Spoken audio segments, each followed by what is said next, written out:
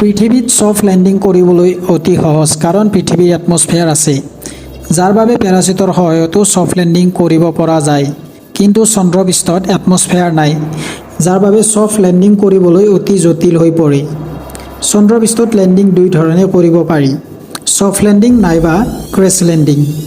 লেণ্ডিঙৰ শেষৰ 20 মিনিট সময় অতি জটিল হোৱা দেখা যায়। সম্পূৰ্ণ 40 দিনৰ অপেক্ষাত 23 আগষ্টত চন্দ্ৰয়ান 3 ছফ্ট লেণ্ডিং কৰে। ইছৰোৰ চাইণ্টিষ্টসকলে নিৰ্ধাৰিত কৰা তাৰিখ আৰু সময় অনুসৰি ছফ্ট লেণ্ডিং হোৱা দেখা যায়।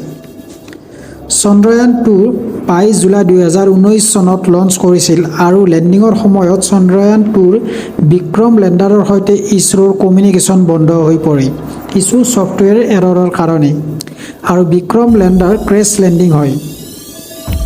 চন্দ্ৰৰ পৃষ্ঠত বিক্ৰম লেণ্ডাৰক চিৰদিনৰ বাবে হেৰুৱাবলগীয়া হয়, যদিও চন্দ্ৰয়ান 2ৰ অৰ্বিটাৰ আজিও সুকলমে কাম কৰি আছে। চন্দ্ৰয়ান 2ৰ বিক্ৰম লেণ্ডাৰ ফেইলাৰৰ পিছত ইছৰোৰ চাইণ্টিষ্টসকলে টেকন'লজি আৰু অধিক আপডেট কৰি চন্দ্ৰয়ান 3 লঞ্চ কৰা হৈছিল 14 জুলাই 2023 চনত। বিক্ৰম লেণ্ডাৰত বহুত নতুন চেঞ্চৰৰ লগতে আৰ্টিফিচিয়েল ইণ্টেলিজেন্স AI ইনষ্টল কৰিছিল, যাৰ ফলত বিক্ৰম লেণ্ডাৰে লেণ্ডিঙৰ ছাইট নিজে বিচাৰি ল'ব পাৰিছিল। বিক্ৰম লেণ্ডাৰৰ মুভমেণ্ট হৰাইজণ্টেল ভেল'চিটি নিজে কম কৰি ভাৰ্টিকেল পজিশ্যনলৈ মুভ কৰি ছফ্ট লেণ্ডিং কৰিছিল। চন্দ্ৰয়ান 3 এটা ছাকচেছফুল মুন মিছন হৈ পৰিছিল ভাৰতৰ।